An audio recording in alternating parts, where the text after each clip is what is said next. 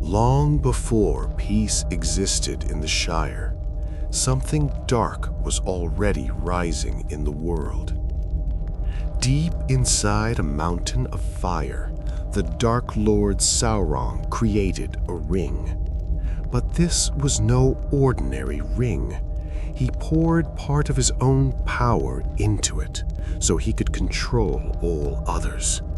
And for a moment, it almost worked.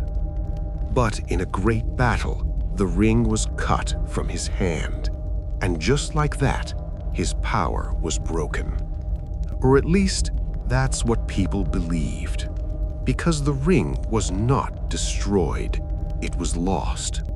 It slipped from Isildur's hand and disappeared into the waters of a great river. For years, it remained hidden, silent, waiting, until one day it was found. A creature named Smeagol took it, but not by chance. He did something terrible to get it, something that would follow him forever. And from that moment on, the ring began to change him. It gave him longer life, but it slowly took everything else. His mind, his peace, his humanity, until he became something unrecognizable, a creature called Gollum. He hid deep underground for years, alone with the ring, obsessed with it, controlled by it. But the ring had its own will. And one day, it left him. That was the moment everything started to change. Because the next person to find it was not a warrior, not a king, but a simple hobbit from a quiet, peaceful place called the Shire. His name was Bilbo Baggins, and he had no idea that picking up that small golden ring would connect his simple life to something far darker than he could ever imagine. And from that moment on, the fate of the world began to change. Years passed, and the world seemed peaceful. But that peace was about to end. The wizard, Gandalf, returned to the Shire, and this time, something was different. He'd been searching for answers, and what he found was terrifying. Not long before, Bilbo Baggins had disappeared during his own birthday celebration, vanishing in a flash of light. And he left something behind, the ring, now in the hands of his nephew, Frodo. At first, it seemed harmless, just a simple golden ring. But Gandalf knew better. So he did something unusual. He threw the ring into the fire, and as the flames rose, words began to appear, burning letters written in a dark, ancient language. That was the moment everything changed, because there was no longer any doubt. This was the One Ring, the Ring of Sauron, and the Dark Lord had returned. He was gathering strength in a distant land called Mordor, and he was searching for this ring. Frodo felt it immediately. Fear, cold and overwhelming. But something else was there too. A quiet courage he didn't know he had. Because deep down, he understood the truth. If he stayed, the danger would come to the Shire, to everyone he loved. So he made a choice. He would leave. Quietly, secretly, before it was too late. He would carry the ring far away from home. He would become someone else. A traveler, a stranger, Mr. Underhill. But he wasn't going alone, because Sam was there, his gardener, his friend, loyal beyond reason. Sam had heard everything, and there was no way he was letting Frodo go by himself, not this time. So together, They stepped into the unknown, leaving behind everything they had ever known. And as they walked away from the Shire, Frodo could already feel it, the weight of the ring, growing heavier, whispering to him, calling from somewhere far away, as if something in the darkness was already looking for him. The journey started quietly, but it didn't stay that way for long, because something was already looking for them. The Black Riders. Dark figures, always watching, always searching. They didn't need to see. They could feel the ring, and they were getting closer. Frodo and the others moved through fields and forests, trying to stay hidden. But the feeling never left. They were being hunted. Every sound felt louder, every shadow felt alive. And then they heard them, breathing, sniffing, searching, closer than ever before. They ran, through the fog, through the darkness, barely escaping, saved for a moment by a group of passing elves who guided them forward. But the danger didn't stop. It only changed, because ahead of them was the old forest, and something about that place felt wrong. The trees were too quiet, too still, as if they were watching. And then they moved. The forest itself turned against them. Branches twisted, roots pulled. The ground seemed alive. Frodo and his friends were trapped, helpless, about to disappear into the darkness, until a voice broke through it all. Calm, strange, almost cheerful. Tom Bombadil. He appeared out of nowhere, as if the forest had no power over him, and with nothing but his voice, he drove the darkness away. For the first time in days, they were safe. Inside his home, everything felt different, warm, peaceful, like the world outside didn't exist. There they met Goldberry, gentle and bright, like a quiet light in the dark. And for a brief moment, they could breathe again. But it didn't last, because soon they were back on the road, and this time the danger was waiting. In the Barrow Downs, they were taken, trapped in cold, silent tombs. No light, no escape, only darkness closing in. It felt like the end, but once again, that same voice returned. Tom Bombadil, breaking the silence, breaking the darkness, saving them. And when they finally stepped back into the open world, something had changed. The fear was no longer just a feeling, it was real, and it was growing, because whatever was awakening in the world was getting closer. Exhausted, cold, and afraid, the hobbits finally reached a village, Bree. For a moment, it felt like safety. Warm lights, people, voices, a place to rest. But something wasn't right.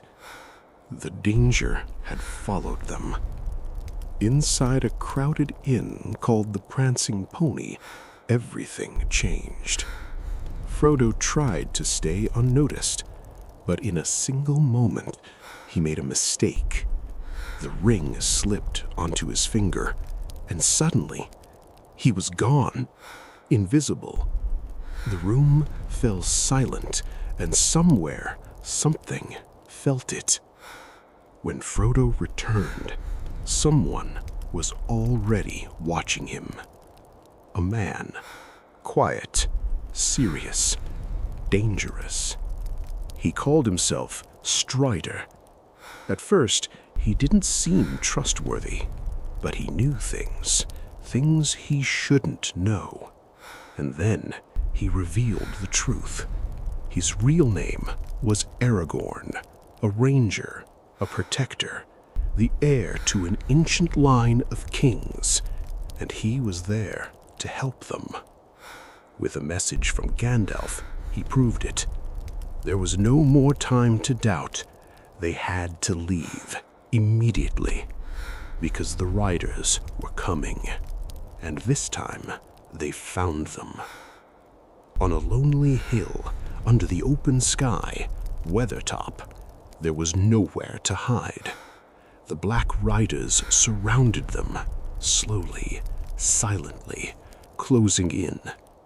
Frodo could feel the ring pulling at him, calling him, and then it happened. The leader of the riders stepped forward, the Witch King, and in a single moment he struck.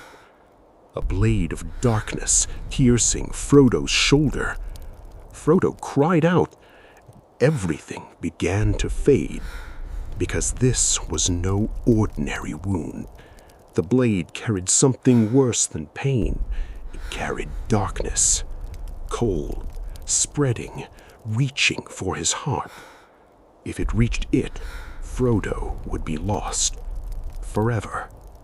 Not dead, but changed, turned into one of them. From that moment on, it was no longer just a journey. It was a race against time, against darkness. With every step, Frodo grew weaker, and the shadow behind them never stopped coming. Frodo was getting weaker. With every step, the cold inside him spread, slowly, silently, moving toward his heart. And everyone knew if it reached it, there would be no saving him. They were running out of time. Then, help arrived. A figure of light in the darkness. An elf, Glorfindel. Calm, powerful, certain. He took one look at Frodo and understood everything. There was only one chance. He placed Frodo on his horse, a white horse, fast as the wind, and without wasting a second, they rode, not walking, not hiding, running, straight towards safety. But the riders were already coming. Their screams cut through the air, closer, faster. They could feel the ring. They would not stop. Frodo could barely stay awake. The world around him began to fade, voices distant, light fading. But the horse kept going, faster than anything beyond it, until at last they reached the river, the ford of Bruinen. Safety was right there, just a few steps away. But the riders were behind him, closing in, ready to take him. Frodo gathered what little strength he had, left, and crossed the water. And in that moment, everything changed. The river arose, violent, unstoppable. A wave of water crashed down, shaped like charging horses, white, fierce, alive. And in seconds, the riders were gone, swept away, vanished. For the first time, the danger was over. Frodo was safe. When he opened his eyes again, everything was different. He was no longer in the wild. He was in Rivendell, a place hidden from the world, peaceful, beautiful, untouched by darkness. There he was healed, saved just in time, and for a moment, it felt like the nightmare was over. He saw familiar faces again. Gandalf, alive. Bilbo, waiting for him. And yet, deep down, Frodo knew the truth. This wasn't the end. It was only the beginning. In Rivendell, for the first time, they had a chance to think, to understand what they were really facing. Leaders from different lands gathered, men, elves, dwarves, all with the same question. What should be done with the ring? At first, there was hope. Some believed it could be used, a weapon against the enemy. But that hope didn't last, because the truth was simple. The ring could not be controlled, not by anyone, not even the strongest. It would only corrupt them, slowly, completely. There was only one way, one impossible choice. The ring had to be destroyed, thrown into the fire where it was created, a place deep inside enemy lands, Mordor, right into the heart of darkness. It was a mission no one wanted, a path that almost certainly meant death. And for a moment, no one spoke. The room fell silent, because everyone knew what it would cost. Frodo felt it, the weight of it, not just in his hands, but in his heart. He was afraid. He wanted to go home, back to the Shire, back to a simple life. But he also knew something else. If no one stepped forward, everything would be lost. So quietly, almost without thinking, he spoke. "I will take it." The room turned to him, surprised, silent, because this small, quiet hobbit had just accepted the heaviest burden in the world, not because he was strong, but because he chose to be. And he wouldn't go alone. One by one, others stepped forward. Gandalf, Aragorn, Boromir, Legolas, Gimli, and his friends, Sam, Merry, and Pippin. Different people, different worlds, but now one purpose. Together they formed something new, a fellowship, bound by one mission, to carry the ring into the heart of darkness and destroy it. It was a journey they might not survive, but it was the only chance the world had. So they left Rivendell, not as strangers anymore, but something stronger, a small group carrying the fate of the world. The journey grew harder, colder, more dangerous. Their first path was through the mountains, Caradhras, high, frozen, unforgiving. At first, it seemed possible, but then the storm came. Wind howling, snow falling without mercy. The mountain itself seemed to be pushing them back. They couldn't go forward. They had no choice. They had to turn back and take another path, a darker one. Gandalf led them there, to a place no one wanted to enter, the mines of Moria. Ancient, silent, empty, or at least it seemed that way. At the gates, something was waiting, a creature in the water.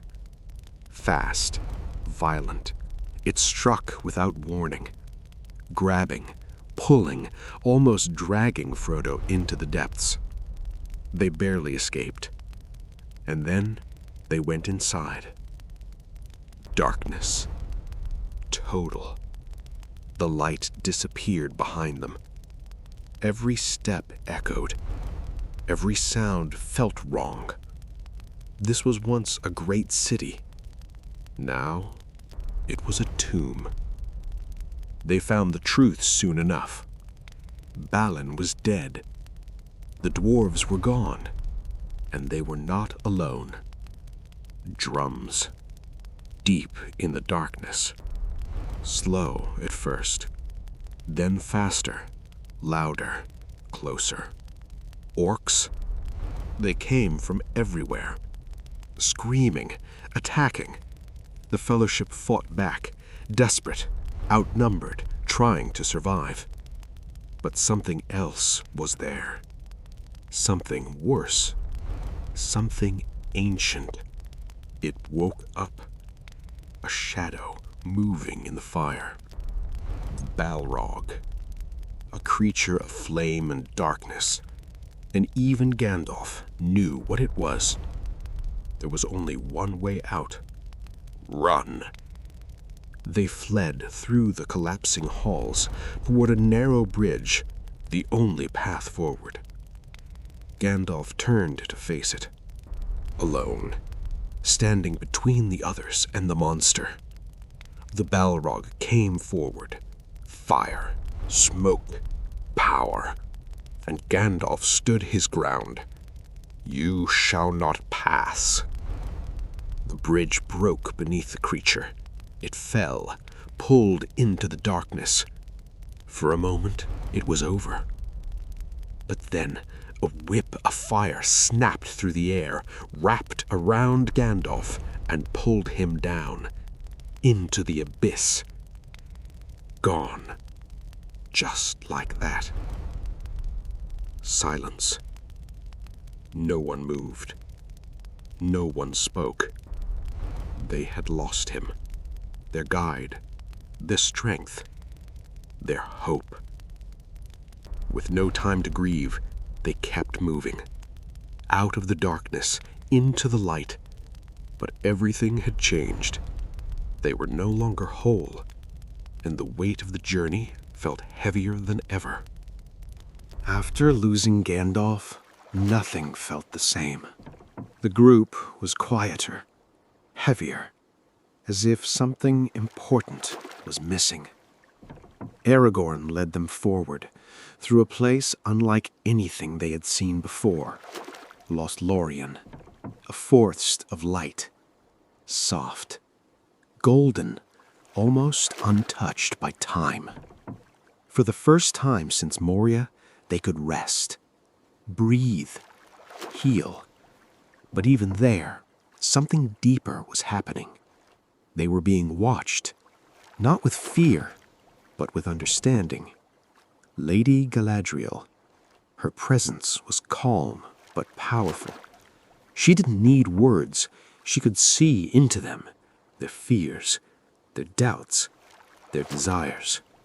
No one could hide, and in that moment, the weight of the journey became clear to all of them.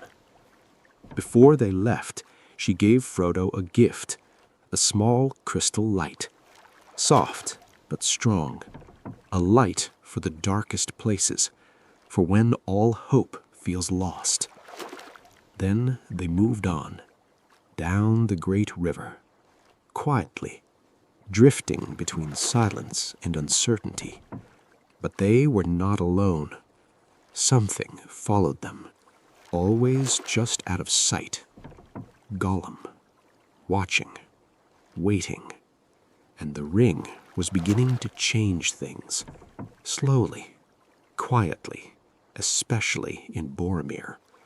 At first, it was subtle, a look, a thought, a growing idea that the ring could be used, that it could save his people. But the ring doesn't save, it takes. And in the end, it was too much. At Amon Hen, everything broke. Boromir confronted Frodo, desperate, confused, no longer thinking clearly. He tried to take the ring by force. Frodo was terrified, and in that moment he understood something. The danger wasn't just behind them, it was already among them. So he made a choice. He would go alone. No more risking the others, no more chances. He slipped away, quietly, without saying goodbye. But someone noticed. Sam. And he refused to be left behind. He ran after Frodo, straight into the water, unable to swim, almost drowning, but he didn't stop, because leaving Frodo alone was never an option. And in the end, Frodo turned back. He couldn't do it alone. Not really. So, together, they walked away, leaving the others behind, leaving the Fellowship. broken, and ahead of them only one path remained: Mordor. The Fellowship was no more, and the world outside was already closing in. The attack came fast, violent, relentless. The Uruk-hai, stronger than any ordinary orcs, faster, without mercy. They struck without warning. Chaos broke out. Steel, shouts, fear. The group fought back, but they were outnumbered. In the middle of it all, Boromir stood his ground. He didn't run. He didn't hesitate. He fought. For Merry, for Pippin, for a chance to protect them. Again and again, he blew his horn, calling for help, refusing to fall, even as the arrows came. One, then another, and another. Still, he kept fighting until he couldn't anymore. Boromir fell, but not in fear, in sacrifice. Merry and Pippin were taken, dragged away, helpless, and just like that, everything changed again. When Aragorn arrived, it was already too late. He found Boromir, broken, but not alone. In his final moments, Boromir spoke. Regret, loyalty, redemption. And then he was gone. There was no time to mourn, but they didn't leave him behind. They gave him rest, sending him down the river with honor. Then they made a choice. They would not give up. Not now, not ever. Aragorn, Legolas, and Gimli set out together, across open land, day and night without stopping, tracking the orcs, following every sign, every mark, every broken path. Days passed. The trail led them to Rohan, where they met a rider, Éomer. He brought news. The orcs were destroyed, slaughtered. No one survived. For a moment, everything fell silent. Had they lost them too? Had it all been for nothing? But Aragorn looked closer. He saw something others didn't. Tracks. Small, light, not orcs. Hobbits. Merry and Pippin had escaped. Alive, but running, without direction, straight into a place no one enters lightly. Fangorn Forest.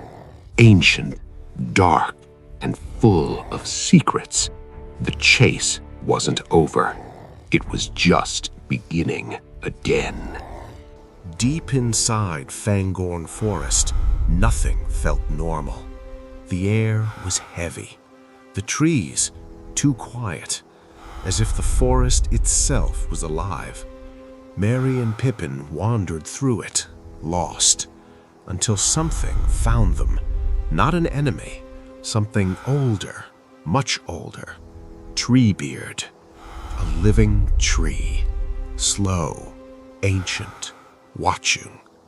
At first, he didn't trust them, but he listened, and what he heard changed everything. Because the forest was dying, cut down, burned, destroyed by Saruman. And Treebeard felt it deep in his roots. So he called the others, the Ents, ancient guardians of the forest. Slow to decide, but impossible to stop once they do.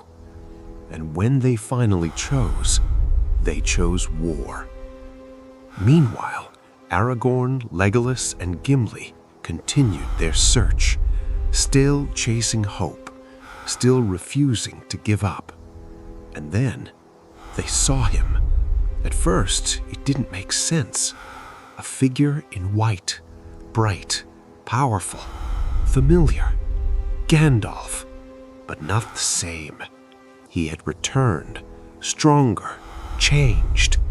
Gandalf the White, back from death itself. And now, everything began to shift. Together, They rode to Rohan, a kingdom on the edge of collapse, its king broken, silent, lost in darkness, not by force, but by words, whispers, poisoned advice given by a man named Wormtongue. But Gandalf saw through it, and in a single moment he broke it. The spell shattered, the king awakened. Theoden stood again, clear, strong, alive. And with that, Rohan arose. Swords were drawn, horses prepared. A decision was made. They would not wait. They would fight. All of them, riding toward one place, Helm's Deep, a fortress of stone, their last defense. Because something was coming, an army, and this time there would be no escape. The night fell, and with it, the battle began.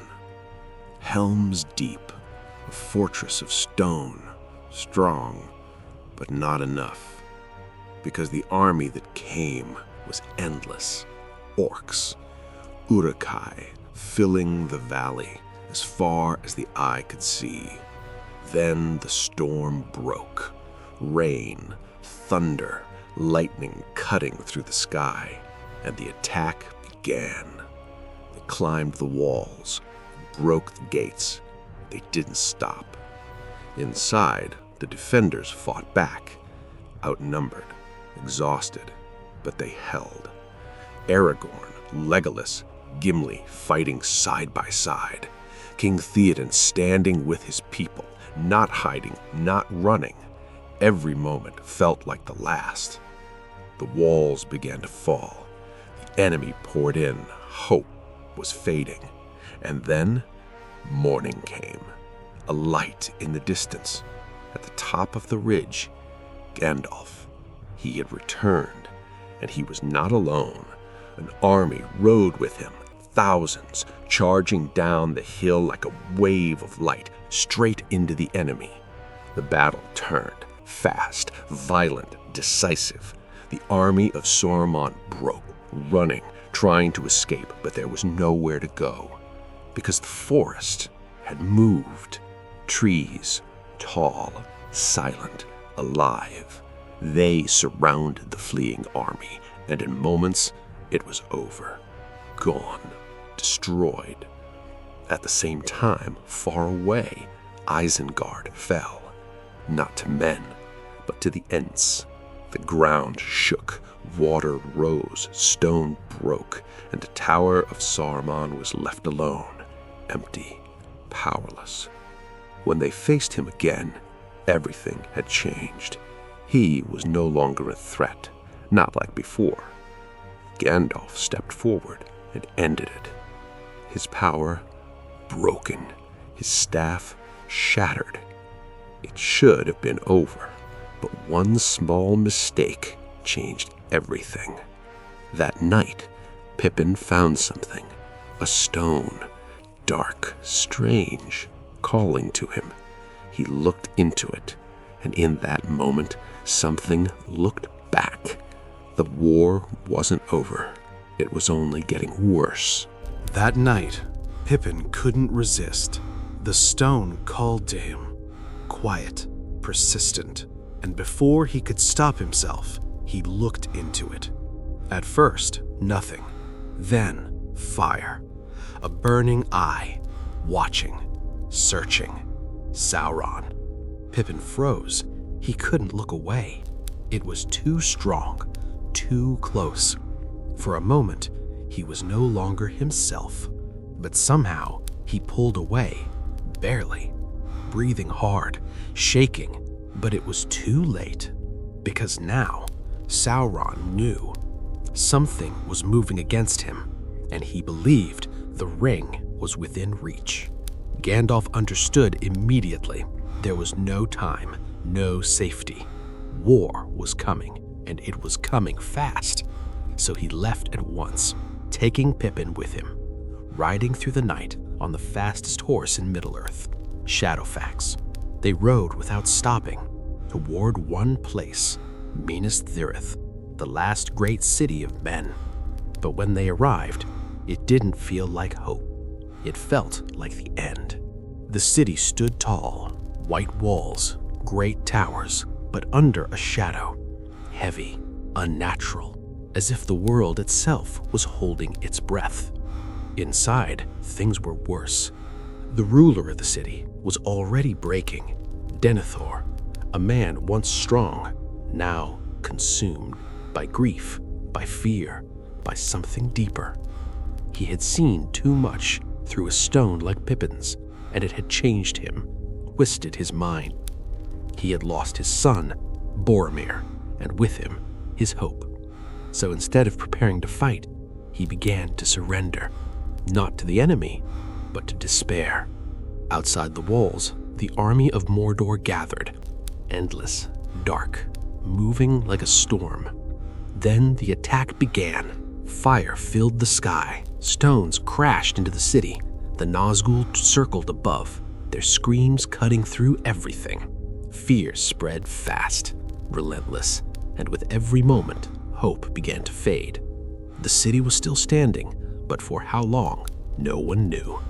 The war had begun, and every side was being pushed to its limit. Far from the city, Aragorn made a choice, a dangerous one. A path no one else would take. Paths of the dead. A place feared by all, dark, silent, cursed. But Aragorn didn't turn back, because he knew something others didn't.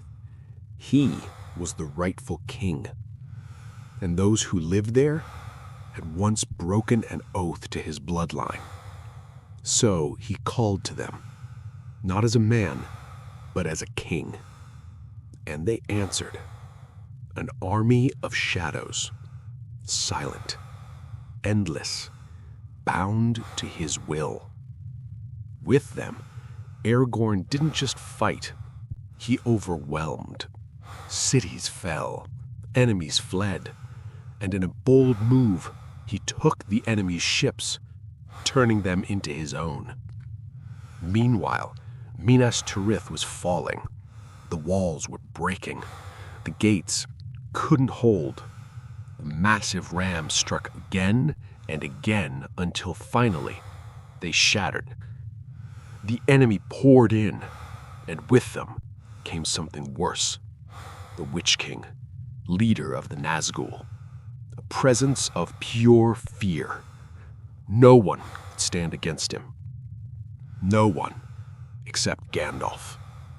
They faced each other. Silence. Tension. A moment before everything breaks.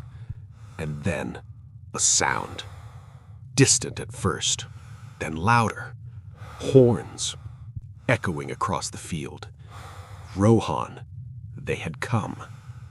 King Theoden led the charge, thousands of riders behind him, the sun rising at their backs, light breaking through the darkness, and then they rode straight into the enemy. No hesitation, no fear, just force, speed, fury. They crashed into the enemy of Mordor like a storm, spears shining, horses thundering. The enemy lines broke, scattered. For the first time, hope returned. Not quietly, but like a roar. The battle wasn't over, but the tide had finally turned. The battle reached its peak. The fields were chaos, steel, fire, screams everywhere. No side had control, and in the middle of it, King Theoden fought, fearless, leading from the front. But even kings fall. A shadow passed overhead. The Witch King. His presence alone broke men. Then it struck. His monstrous beast attacked, and Theoden's horse collapsed beneath him, crushing him to the ground. The king could not rise. The Witch King descended, slow, certain. No one could stop him. No man could. But someone did. Éowyn. She stepped forward, no fear, no hesitation, standing between death and her king. The Witch King mocked her, certain of victory because no man could kill him. But Éowyn wasn't a man. I am no man. And in that moment, everything changed. Mary struck from behind, a small blow, but enough. The Witch King faltered. For the first time, he was vulnerable, and Éowyn didn't hesitate. She drove her blade forward and ended him. The greatest terror of the battlefield, gone. But the battle wasn't over. Not yet. Because just as hope began to rise, something appeared on the river. Ships. Dark. Silent. Enemy ships. For a moment, fear returned. Until the banners changed. Aragorn. He had come. Not alone. With an army. Fresh. Strong. Ready. And with him, the tide turned completely. The forces of Mordor broke, defeated, driven back. Victory, at last. But Aragorn knew the truth. This wasn't the end. As long as the ring existed, none of it mattered. So a final decision was made, a desperate one. They would march. Straight to the Black Gate, not to win, but to distract, to draw Sauron's gaze, to give one small chance to the one person who could end it all. Frodo. While armies clashed and kingdoms rose and fell, another battle was being fought, far away, in silence. Frodo and Sam alone. Every step forward felt heavier than the last. The ring was changing everything, slowly, relentlessly, and the closer they got, the worse it became. Gollum led the way, unpredictable, broken, sometimes helpful, sometimes something else entirely. They followed him anyway, because they had no other choice. Their path took them through the dead marshes, a place that felt wrong. The ground was soft, wet, unstable, and beneath the water, faces, still, silent, watching. Frodo couldn't look away. It pulled at him, like the ring did, like something deep inside was calling him down. Sam had to pull him back, again and again, because Frodo was slipping, not physically, but mentally. The Nazgul circled above, always near, always searching. There was no rest, no safety, only forward. Eventually, they were found, captured by men, led by Faramir, brother of Boromir. For a moment, everything could have gone wrong, because he knew what the ring was and what it could do. But unlike his brother, he resisted. He let them go, chose what was right, even knowing the cost. And so the journey continued. But something had changed. Gollum was changing too. The closer they got, the more unstable he became, whispering, arguing with himself, planning, watching Frodo differently. And then he led them to a new path, a higher road, dark, narrow, dangerous. Cirith Ungol. Sam didn't trust it. Something felt wrong. But Frodo kept going, because the ring already was deciding for him. Above them, the mountains loomed, cold, endless. And the deeper they went, the clearer it became. This wasn't just a journey anymore. It was a descent, and something was waiting for them in the dark. The path led them into darkness. Real darkness. No light, no sound, no way back. Cirith Ungol, a place that felt wrong from the very beginning.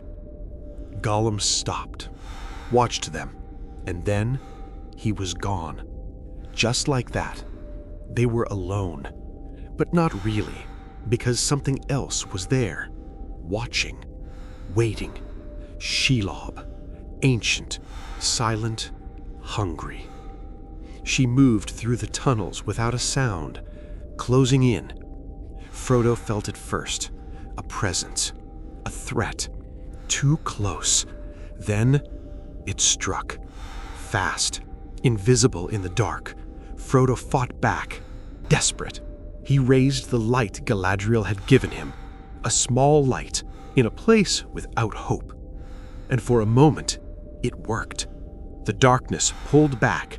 Shelob hesitated, but only for a moment, because she knew the tunnels better than anyone. She disappeared and came back from behind, stronger, faster. This time, Frodo couldn't react. The sting hit, sharp, precise, and then silence. He fell, still, cold, not moving. Sam saw everything, and something inside him broke. Fear turned into anger. Grief turned into force. He stepped forward, not as a servant, but as someone with nothing left to lose. Sword in hand, light in the other. He faced her, alone. Shelob attacked again, massive, terrifying. But Sam didn't run. He fought, cutting, striking, driving her back again and again, until finally she retreated, back into the darkness, gone. The silence returned, but it didn't feel like victory, because Frodo wasn't moving. Sam fell beside him, called his name, waited. Nothing. And in that moment, he believed the worst, that it was over, that he had lost him. But the mission remained. The ring still had to be destroyed, and there was no one else. So Sam made a choice, the hardest one. He took the ring, not out of desire, but out of duty. With tears in his eyes, he turned away, leaving Frodo behind, stepping forward into Mordor, alone, a single hobbit, against the darkness of the world. Sam walked alone, carrying the weight of the world and the weight of loss. But then, voices. Orcs. Close. He hid, listened, and what he heard changed everything. Frodo wasn't dead. He was alive, barely, paralyzed, taken into the tower. For a moment, he froze. Relief, shock, fear, all at once. But then something stronger took over. He wasn't alone anymore, and he wasn't leaving. Not this time. So he turned back, toward the tower, toward the enemy. Cirith Ungol. Dark, silent, deadly. Every step closer felt impossible, but he kept going because nothing mattered more. Inside, something had happened. The orcs had turned on each other, fighting, killing, over greed, over the armor Frodo wore. By the time Sam entered, most of them were already dead. The tower was chaos, but it gave him a chance. He moved quickly, quietly, up, higher, step by step, until he found him. Frodo, weak, broken, but alive. Sam rushed to him, helped him up, held him, and in that moment, everything else disappeared. They were together again. But there was no time, no safety. They were still in enemy land, so they made a plan. Simple, risky, the only one they had. They took orc armor, torn, dirty, heavy, and hid inside it. Two small figures pretending to be something they were not. Then they walked out of the tower into Mordor.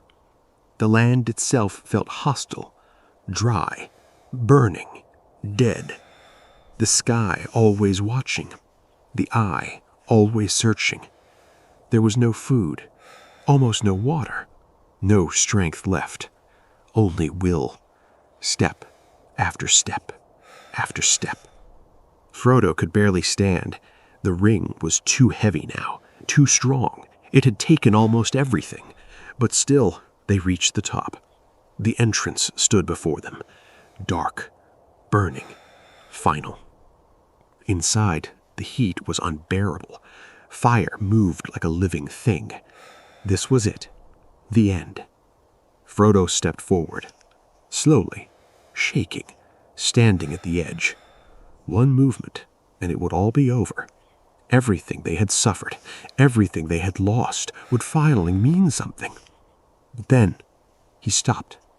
His posture, his face, his voice, clear, cold, certain.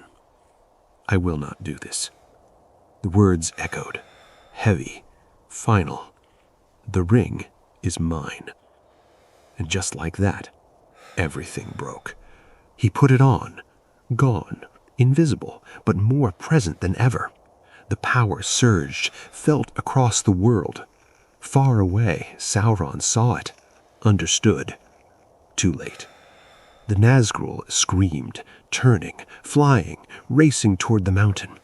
Everything was collapsing. Time had run out, and at the very edge of victory, it had all gone wrong. The final move had begun. At the Black Gate, Aragorn and the others stood, outnumbered, surrounded, with no chance of victory. But that was never the plan.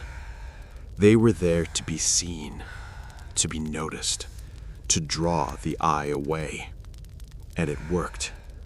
Far away, on the edge of the world, two small figures kept moving.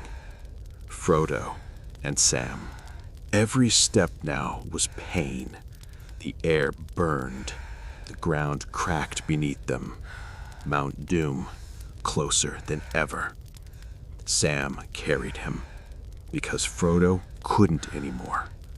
Not his body, not his mind.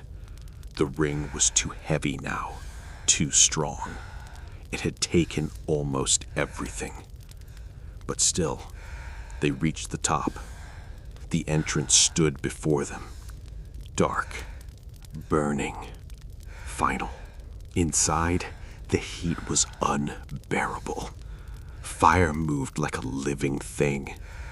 This was it. The end. Frodo stepped forward, slowly, shaking, standing at the edge. One movement, and it would all be over.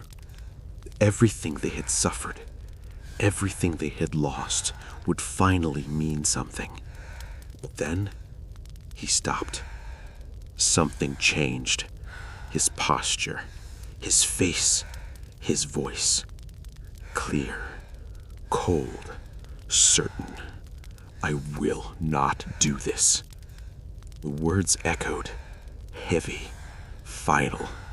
The ring is mine. And just like that, everything broke. He put it on, gone, invisible, but more present than ever. The power surged, felt across the world. Far away, Sauron saw it, understood. Too late. The Nazgul screamed, turning, flying, racing toward the mountain. Everything was collapsing. Time had run out, and at the very edge of victory, it had all gone wrong. Everything came down to a single moment. Frodo stood at the edge, the ring claimed, the world about to fall, and then something moved. Fast, desperate. Gollum. He leapt forward, wild, consumed, driven by one thing only, his precious. He couldn't see Frodo, but he didn't need to. He felt it. He grabbed him, fought him, clung to him, and then he bit. Frodo screamed. The ring was gone. Gollum held it. At last, after everything, after all the years, he had it again. His precious. He laughed, cried, trembled with joy, lost in the moment, forgotten everything else. He stepped back, one step too far. The ground gave way, and suddenly he fell, still smiling, still holding the ring, down, into the fire, gone. For a second, nothing happened. Then, everything did. The ring melted, unmade, destroyed. Far away, Sauron felt it. His power broke, collapsed, disappeared. The eye faded. The tower fell. The ground shook. The armies of Mordor scattered. The Nazgul screamed and vanished.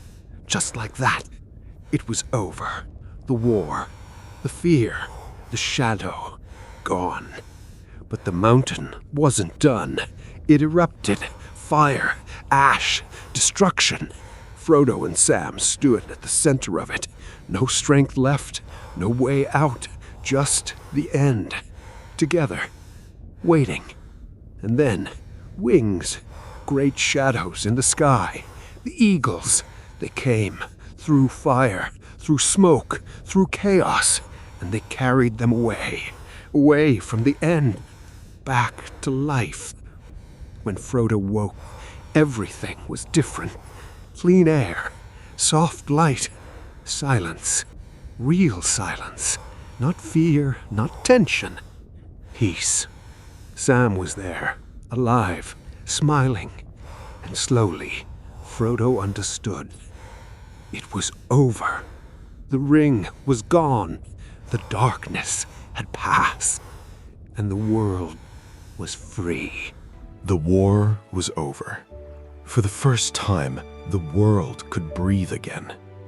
On the field of Cormallen, they were honored, not as warriors, not as kings, but something greater. Heroes. The smallest among them had changed everything. And soon after, the crown was restored. Aragorn, at last, king. The White City stood whole once more, alive. Hope had returned, and with it, a new age began. Peace, light, a future worth fighting for. But not all wounds could heal. Frodo had survived, but part of him never came back.